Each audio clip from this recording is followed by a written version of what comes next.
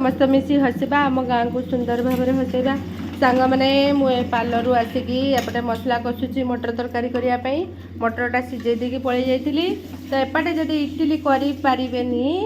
कौन करेंगे एमती चकुली करदे चकुली मझे एमती किना भिडियो कर गोटे हाथ से टिकनाकू शीघ्र शीघ्र हो पारूनी एमती करदे खाईदे मुझे घी देकर करुँची आज आमर पिठा मटर तरकारी किए खाइब आस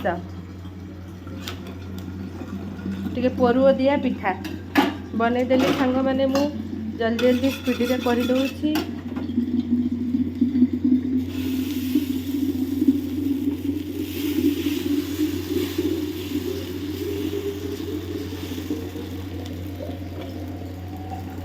तापरे परुओ छुंची देवी।